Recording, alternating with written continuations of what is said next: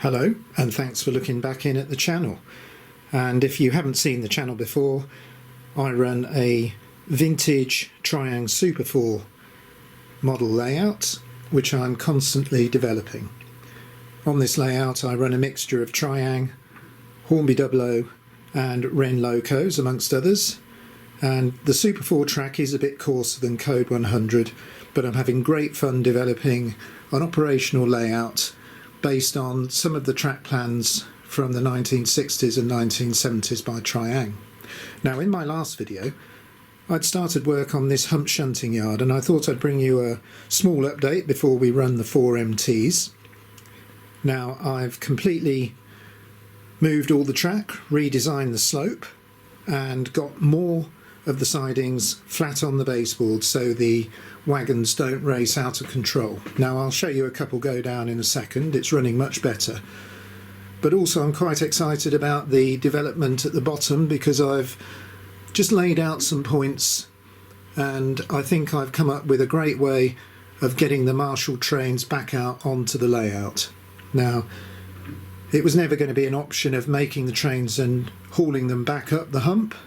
The idea was assemble the trains in the yard and then assign locos and pull them back out onto the main lines. Now, I'm going to have to make a few pieces of bespoke Super 4. I'm taking liberties with the geometry here a bit, but it will work out. And as you can see, I've got an exit laid out on top of the bi-directional branch line, which will give me access to the upward main line, and then through crossovers I can get onto the downward. So let me show you just quickly, before we run these excellent Wrenn tanks, how the items are rolling on the Hump Shunting yard now. So the slope starts slightly further back, so I'll just set this going. There, off it goes. And that just runs beautifully down to the end. So let's just put one more down. It's all a question of just experimentation, I think, but it does seem to be working out quite well. So they're not running out of control anymore. I've got 4 really quite nice long lanes, so I'm going to be able to assemble many different freight trains, and now I've got the means to get them out onto the layout. So hopefully soon I'll be able to get working on refurbishing these items of track and getting it all connected in. Right, so a little bit more about what I'm going to run today. Just have a look at this. A lovely GWR 264 4MT tank for mixed traffic. Now I'm going to get that going. That's on the downward main line. That is Wrenn W2220, and it's a great looking loco. It's got a running number of 8230, so we'll get a look at this as it comes around the layout. I've got 3 Wrenn Pullman coaches behind this. Obviously a descendant of the Hornby 00 4MT tank, but Wrenn carried out a few enhancements, and I think this GWR liveried version looks really smart. It's running super quiet after recommissioning. Slight hesitation there, but the pickups are bedding into the wheels, and I think that it'll be running really smoothly quite soon. Now, for the second loco I'm going to be running today, which is another version of this, Wrenn W2218, this time in BR colours. It's in the station at the back, so I'm just going to bring that out. This has got a running number of 80033, and I've got it hauling a few wagons today.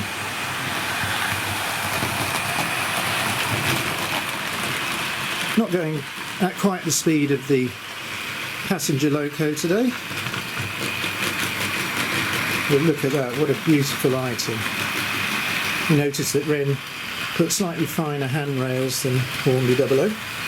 And right at the back of this rake is one of my new acquisitions from the Train Collectors show that I went to the other day. It's a Triang R.17C.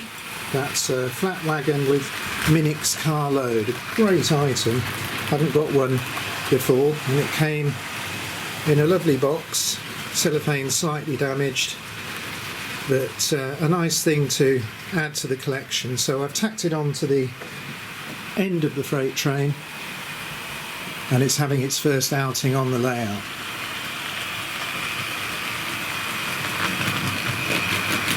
Both these 4MTs are really smooth, quiet runners.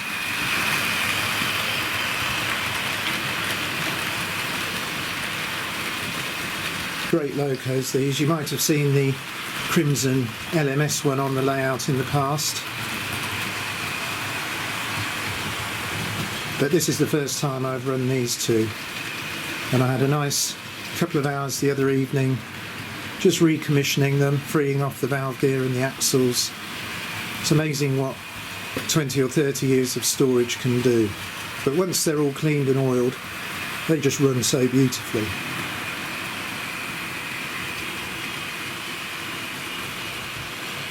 Well, I think that's going to be about it for hearing from me on this video. So, as I have done quite recently, I'm going to finish the video with some different shots of these locos running around the layout, and I'll leave you to hopefully enjoy those. So until the next video, I'll say goodbye.